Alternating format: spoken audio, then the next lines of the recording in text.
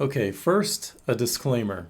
This video is meant to be informative and certainly isn't a tool for diagnosing or treating any mental health condition. If you're having a tough time and are affected by the contents of this video, please seek help from a mental health professional. Now that that's out of the way, let's dive in. Trauma can result from many different situations, some that could be considered normal life events, and the list includes abuse, neglect, abandonment, and violence. Trauma can affect anyone at any time and in many ways, influencing the way you think, act, and feel. Oftentimes, we are unable to see how the traumas we've experienced can resurface in our lives. So here are 5 ways our traumas can be triggered. Number 1 is how you perceive things. When you see or hear something that reminds you of the past, it can often trigger an involuntary response that can mimic the way you felt when you were first hurt or scared. The perception of certain events, patterns, or even types of noises can elicit memories closely tied to the trauma that you experienced. When you're in an environment that has some of the same factors as the environment in which you were traumatized, it can trigger a lot of your senses, which can make you feel like you're in danger again, even though you may not be. Number 2, being around emotionally volatile people. If you've experienced a childhood that was abusive or neglectful, then being around someone who is showing strong emotion can put you on high alert. When an adult is having a meltdown, it just reinforces the old childhood pattern of retreat. When someone is getting emotional, you might just as well be the one who's getting emotional. You might even pull out some of the old patterns of crying or running and hiding. To contrast this, a child who grew up in a nurturing environment doesn't usually have the problems because they feel normal in the situation and their brain isn't overwhelmed with the fight or flight response. Number 3 concerns how certain places and people can provoke a reaction. Trauma triggers are often associated with memory. When someone has been hurt, bad memories can come flooding back if they're ever in a situation that reminds them of their trauma. This is the basis of how places and faces can become associated with unfavorable memories. Trauma overwhelms the mind of the person to create a false narrative of the signs and symbols associated with what happened. The person can sometimes be made to believe that it's their fault or that they somehow made bad choices. Now, the 4th common symptom is not asking for help even though you really need it. For people who were neglected or traumatized as a child, asking for help may feel like an insurmountable hurdle. When going to someone for assistance did not end well, it's understandable that one would associate all pleas for help with negative outcomes of those early experiences, making it difficult to trust people later in life. This fear and anxiety about going to someone for help can quickly morph into feelings of guilt, as well as reinforce a sense of hopelessness and worthlessness. Number 5 is conflict avoidance. Conflict is never easy to deal with, but if you've ever experienced a traumatic event, you may try to avoid conflict as a primary means to keep yourself safe. Avoidance can be broken down into 3 categories: apologizing, agreeing, and accommodating. Apologizing is a common way to avoid conflict, especially for those who've experienced trauma or neglect. Over time, sorry can become a reflex used to quickly diffuse tension and ensure safety. This habit often stems from a fear of upsetting others or facing criticism. While it may seem like a simple way to keep the peace, constantly apologizing can erode your self-esteem, making you feel responsible for others' discomfort and diminishing your own sense of self-worth. In relationships, excessive apologizing can create an imbalance where your needs are overlooked as you take on more responsibility than necessary. To break this habit, start by recognizing when and why you apologize. Are you saying sorry for expressing your needs or setting boundaries? By replacing unnecessary apologies with more intentional communication, you can reclaim your voice, fostering healthier interactions and strengthening your sense of self. Agreeing is another form of conflict avoidance that can subtly erode your sense of self over time. If you often find yourself agreeing with others, even when you don't genuinely share their opinions or beliefs, you're likely trying to avoid disagreement or confrontation. This could manifest in small ways like nodding along during a conversation, even when something feels a little bit off, or in a more significant situation like going along along with decisions that make you feel uncomfortable. The problem with always agreeing is that can lead to resentment and a loss of identity because you're not honoring your true feelings and thoughts. Over time, you may start to feel disconnected from your own desires and needs, prioritizing harmony over authenticity. Accommodating takes agreeing one step further. It's when you not only agree with others, but also bend over backwards to meet their needs and demands, often at your own expense. Accommodating behavior can involve changing your plans, altering your preferences, or suppressing your opinions to make others happy. It's a way of keeping the peace, but it often leads to a one-sided dynamic in relationships where your needs and wants are consistently overlooked. This can leave you feeling unappreciated and exhausted, as you continuously to put others before yourself, creating an imbalance that can be difficult to correct. Like agreeing, accommodating can lead to a loss of self, as your life becomes more about managing others' expectations than living in alignment with your true self. Understanding how trauma influences our thoughts, behaviors, and relationships is a crucial step towards healing and regaining control over ourselves. The triggers and patterns we've discussed, whether they manifest through heightened perceptions, reactions to emotionally volatile people, associations with certain places or faces, reluctance to ask for help, or the avoidance of conflict, they are all responses rooted in our past experiences. By recognizing these patterns, we can begin to challenge them, seek support when needed, and work towards healthier, more balanced ways of interacting with the world around us. Remember, healing is a journey, and it's okay